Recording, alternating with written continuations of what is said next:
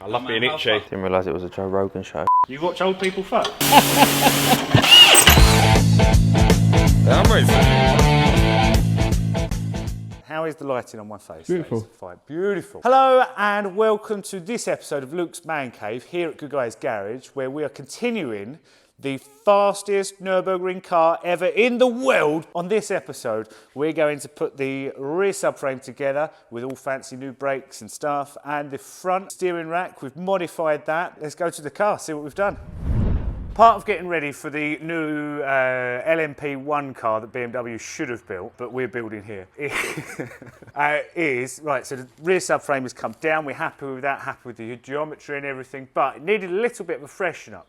So while we were away, Emery's found some spare time and he's wire brushed it, we've undersealed it.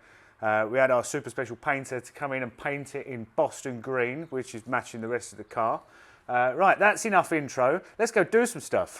We've had it all freshly powder coated, it is nice. Normally in here, you would either tape over it or grease it. We opted for the grease option, so the powder coat isn't actually stuck on there that well. Little quick wire brush and that will come off, and then we can press the solid bushes in. Gonna make a prediction now. Solid bushes were the wrong choice, but it's not my car. Customer's always right on that. Correct choice.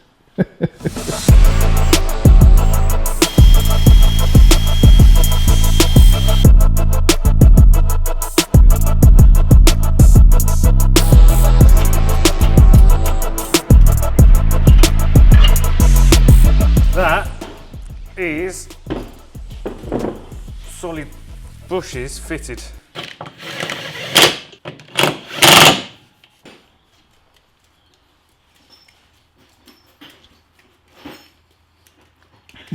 Not just a pretty face. Taking bookings now. Recap. Subframe is on. Arms can go on.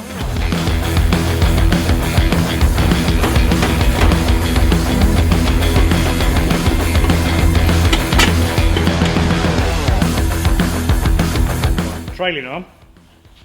Trailing arm. Goes underneath the car, obviously. So standard is just a rubber bush. Like loads of play, really comfortable in your German saloon car is what you want. Standard fast road application, you would go for a polyurethane bush. This is a black series that would normally push in there. That's our favourite. Emery, because race car, you know, LMP1 car and that. He's gone for rose joints. So there is zero play there. There's only rotational to stop it squeaking and stuff. So that will maintain the geometry, whatever. Doesn't matter if he's on the power, on the brakes, geometry will be good race car.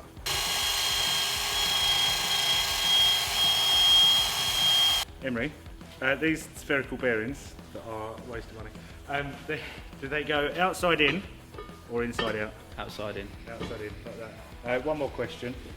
These wheel bearings for the M3. No, well, I mean you need wheel bearings. Are we using the one with your name on it? Your mum says otherwise.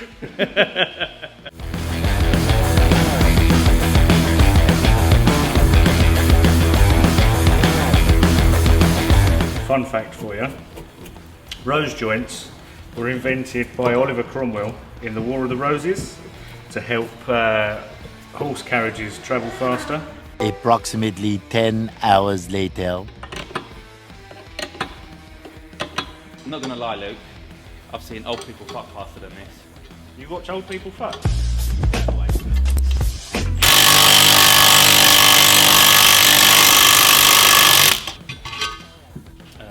Bearing, innit? The one with your name on it.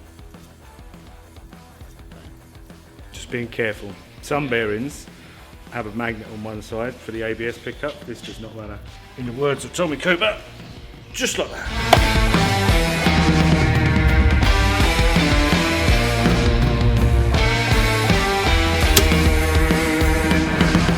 Rose joint, no lateral movement, and makes loads of noise.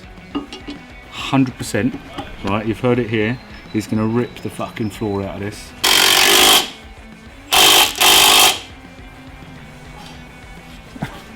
in it. Gaz coilovers, thanks to Byron. Hopefully one day we get 3 coilovers out of him.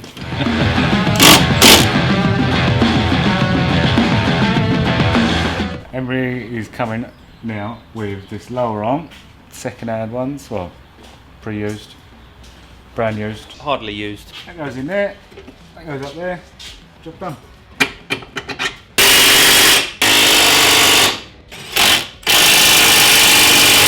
All of these bolts will be torqued up later, maybe. How much have you spent on this rear end? Not including buying it, on the refresh. On the refresh? Yeah. Powder coating, sandblasting was 250. 250. Rose joints? I think they're about 200 quid. Well, 100 and something for the, yeah, just over 200 quid. Solid ones? Yeah, so I think they're 130, 140 quid from PMC. Yeah. And then you had the front trailing arm ones. Front trailing arm ones? Right? Yeah, they're about 100 quid for the pair. Yeah. And then you had the rose joints, the OEM rose joints at the front. Yeah, I know, only 15 quid each or so, weren't they? Yeah. Polybush? Yeah, they're 40, 45 quid. Yeah. So you're like 300 quid into it. 3, Yeah. 4, 5, 600 quid or so. I suppose 600 quid. Bearings were what? 40 quid each? Yeah. Yeah. Fair. Can you do me a favour? You know how the rest of the car is like minty fresh? Doesn't need No, painting. we will compromise. Jet wash it for me. I have jet wash the top. That is not jet wash. Would you just wee on it or something? Or like a bottle of Evian? That is not jet washed. It's still in front of you though. That's going to be cutting off. Did someone say cutting? Hammer. Here's a little motivation. I'm just here to give a little inspiration. Yeah, I got goals that I'm chasing. The throne vacant is mine for the taking. The thing that can happen on these diffs, because large amounts of power, is this front diff bolt can shear. That's what happened on this. It's supposed to be a bolt that goes that way. So someone has put a bolt in and welded it in and stuff, which is perfectly acceptable, but the Polybush kit is obviously made for the standard bolt setup, so one of the holes isn't big enough. We're just going to use a step drill to make it the right size.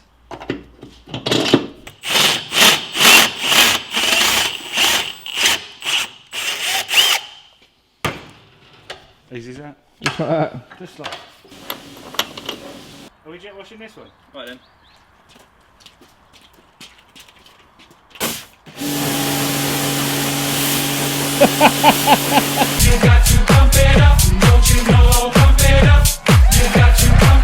So this is the man that painted the underside of the car. So if you want any fiberglass work, he loves doing them. I love being how itchy. fucked it is. Yeah. The worse the better. Yeah. Oh.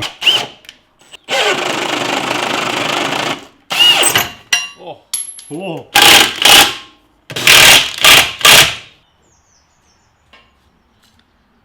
Next job steering rack. 3, 2, 1.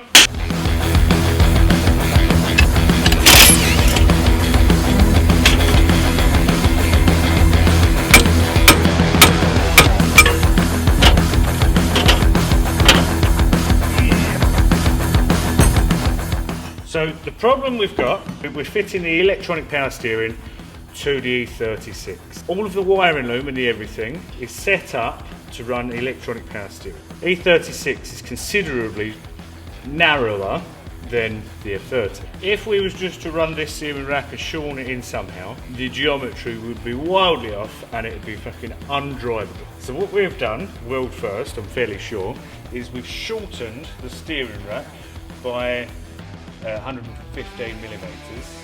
So this is the same size when the end's on as the E36 rack. We had it cut down, you wouldn't notice, but we had it cut.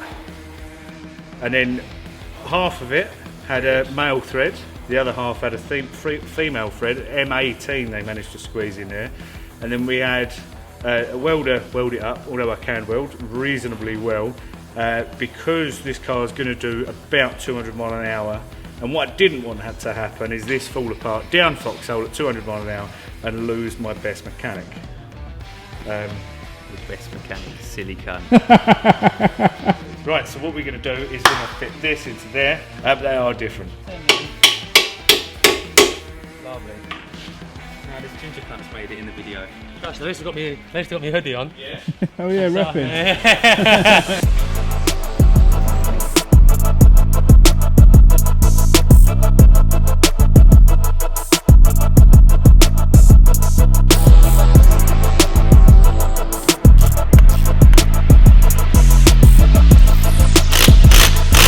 What I've made here is a jig, because we want the new steering rack in exactly the same position as the old one, otherwise it will affect the steering geometry. So on the old steering rack, on an E36 subframe with an E36 steering rack, I put that on the old rack while it was in the standard position, and that means that the new one we can put, and it will be in exactly the same place, so we don't fuck with the steering geometry.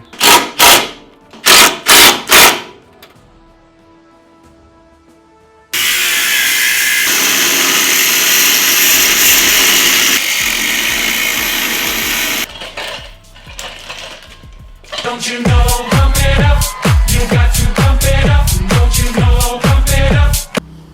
I'll chop that slightly a little bit off that side as well.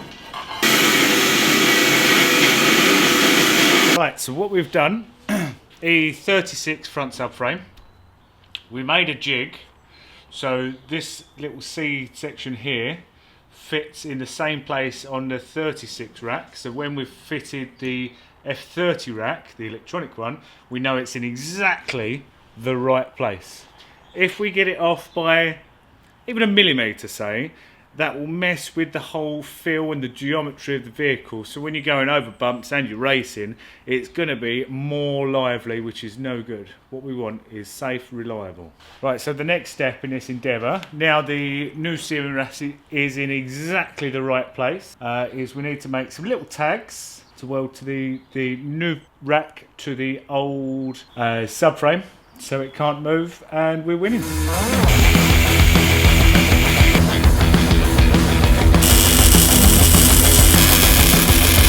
Right, so the next step is we're going to drop the subframe down, put something under to stop the engine falling out, and then we'll weld the same tags on top, and then that's steering rack done. It's been a long day today, there's lots of fiddly bits, but this needed to be the most precise amount of engineering I've ever done in my life. And it's perfect.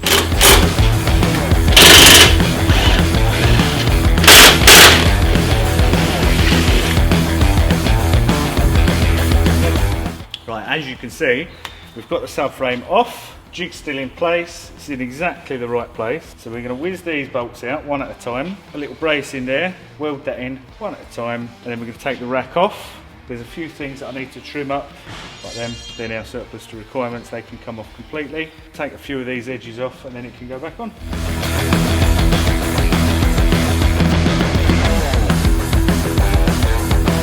It's my turn to take it for a walk. Keeps needing a piss.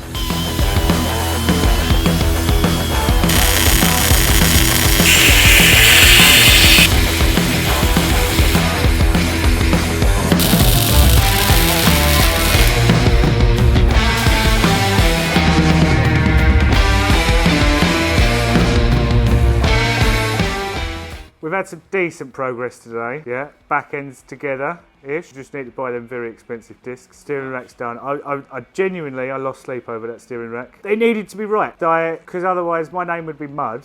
I know we can do better engineering than what it was. It's exactly how it should be. We can sort the rest of the geometry with like the eccentric bushes and stuff, so we can set it up track day car. On the next episode, we will have the discs, so we will show you fitting the brakes correctly. Front end, we're going to build up the front end again, which is all the M3 stuff. Same again with the large brake conversion on the front. 380 millimeters, that's over a foot. That's 12 inches, or like 13 inches. 14 inches. Brake lines next time round. Things like this, like the little bits to get it actually right, takes so long. It's getting there though, isn't it? You know what I mean? There's been people that say, oh, I could have done that in a weekend. It's like, yeah, but can you do it to this level in the weekend? But they're not going to be as fast as LMP1 though, are they? There's a chance, right? There is a slim chance that, you know, if we put enough time and effort into this, it'll be faster than the Cougar. And on that bombshell, thank you very much for watching. Please give us a like and a subscribe, and I'll see you on the next episode.